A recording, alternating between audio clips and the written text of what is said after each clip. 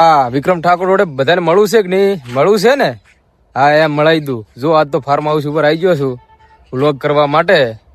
બરોબર, લોકેશન જો બાકી લાગે છે ને? હા, આપણા ગામડાનું સોનું અને ગામડાનો સૂર્યોદય જો ખાલી છે ને?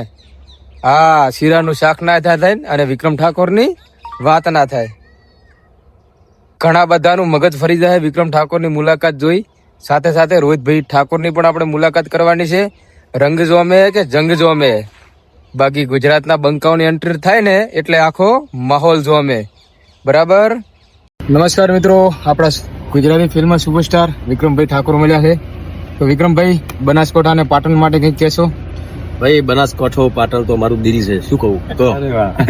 હા, બરાબર, સરસ. તો ભાઈઓ ભેગા રહેજો અને સર્વ સમાજ સાથે રહેજો. વિક્રમભાઈ નો કહેવાનો મતલબ બસ હા, આપણે દરેક સમાજ જોડે સાથે રહેવાનું.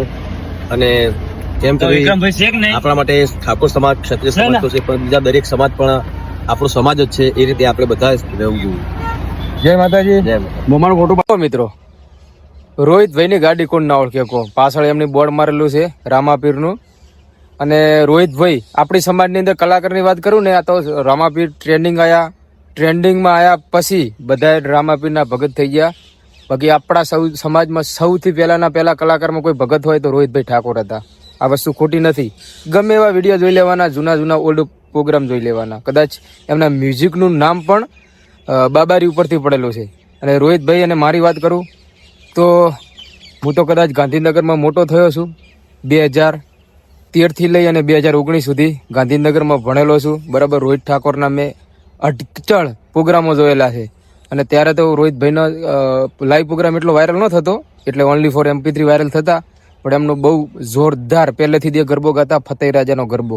કદાચ એવું યુટ્યુબમાં સર્ચ મારતો, ફતેહ રાજાનો ઓલ્ડ ગરબો બહુ મજબૂત હશે. બરાબર, ત્યારથી હું તો રોહિતભાઈ ઠાકોરનો ફેન છું. અને આજે રોહિતભાઈ ઠાકોર મળીને જીવનમાં ખૂબ આનંદ અનુભવું છું. બરાબર, અને મને નવી લાગી, રોહિતભાઈ મને પણ ઓળખે છે. બરાબર, તો ફાઇનલી આપણે એમની ગાડી જોઈ અને અચાનક આપણે હાથ મારવાથી ઉભા રહ્યા રોહિતભાઈ. બરાબર, મારી અને રોહિતભાઈની ફર્સ્ટ મુલાકાત છે. અને રોહિતભાઈ, કદાચ તમને ખબર નહીં હોય, હું તો આવા ગાંધીનગરમાં મોટો છું. અને જ્યારે કદાચ 2017 ની અંદર તમે સ્ટેજ ઉપર હતા અને તમારો પ્રોગ્રામ, અને ત્યારથી હું તમારો ફેન છું. અને ત્યારે મને બહુ ગરબો ગમતો ફતેહ રાજાનો. બરાબર, અને અત્યારે કદાચ રોહિતભાઈ નું બહુ મોટું નામ છે. અને હંમેશા શું કહેવાય કે નાનાની સાથે નાના અને મોટાની સાથે મોટા રહેવું જોઈએ. અને આજકાલના કલાકારો થોડાક ફોલોવર થઈ જાય એટલે અભિમાન આવી જતું હોય છે. એવું રોહિતભાઈ એવા નથી. બિલકુલ નથી. રોહિતભાઈ, અમારે બનાસકાંઠા માટે 2-4 શબ્દ. અમારા પ્રકાશભાઈ બહુ સારું અત્યારે એમનું પ્રેમ ફોલોવર છે. અને અત્યારે જે ઠાકોર સમાજની મિટિંગમાં જે અમને જે સ્પીચ આપી, ભાઈ એક નંબર સ્પીચ છે મારા ભાઈની. તો મારા ભાઈને મારા તરફથી ફૂલ સપોર્ટ છે. થઈ બધા પણ મારા પ્રકાશભાઈને ફૂલ સપોર્ટ કરજો. હા, મારો બનાસકાંઠાનો બંકો. હા, વિડીયોની દરેક પળો મિસ કરવાની નથી હો. બધી વસ્તુ ઇમ્પોર્ટન્ટ બતાવવાની છે. જ્યારે અમે સમાજનું સંમેલન હતું ત્યારે દાદાને ઘણી બધી વાતો શેર કરવી હતી. અને દાદાનું 2 મિનિટનું ભાષણ વાપરવું તો બહુ મજા આવશે. જબરદસ્ત. સમાજને હરેક આવા વ્યક્તિઓ જરૂરી હોય છે. કોઈ પણ સરકાર હોય એના સાક્ષી દીપથી ખાન બેઠા જય મુરતી એના સાક્ષી બેઠા છે. આ સરકારની સામે 70 દિવસ સુધી 70 ડે સુધી ગાંધીનગરની અંદર ઓલ ઓવર ગુજરાતની અંદર અને આંદોલન કરેલું. અને આ સરકારની સામે હોળીનું નારિયેળ હું મળ્યો હતો. અને 5 દિવસની અંદર સાસાબેન હોસ્પિટલની અંદર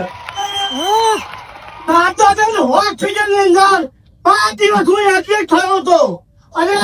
અને એ વખતે ગૃહમંત્રી તરીકે દયાવ્યાસ સાહેબ જે સૌરાષ્ટ્રના ગૃહમંત્રી હતા, અને સાજાબેન વચ્ચે 2000 શિક્ષકોનું ટોળું સાજાબેન હોસ્પિટલની સામે બેસેલો. મને ત્યાંનો વિસ્તાર છે. અને એટલે તમે ઠાકોર સાહેબ, હું ગામનો કલ્લાજી ઠાકોર, હું હોળીનો નાગર કર્યો હતો.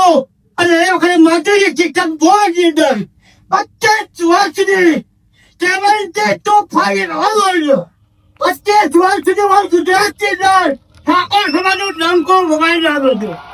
એ છતાં આજે હું નીચે બેઠો છું કે મારા યુવાન ભાઈઓ બેઠો અને જાગો અને મારી જિંદગી લડવાની અંદર આપણે થોડીક જ વાતો કરવા માંગુ છો એ વીર ભાઈને વીર જો ખરેખર આપણે કોઈ પણ પ્રકારનો સાચો ને સત્ય અંગે ચાલી જો આપણે કેમ આપણે ધર્મ આપણે સમાજ આપણે ધર્મ ઉપર મને ડોક્ટર બોલવા જ લાગી વાંચો જય હિન્દ બાદ સાકર છનાની જય સાકર છનાની મોદી વાળી જિંદાબાદ જિંદાબાદ જિંદાબાદ દાદા માટે એકવાર ફરી તાલીઓ વગાડીશું આપણે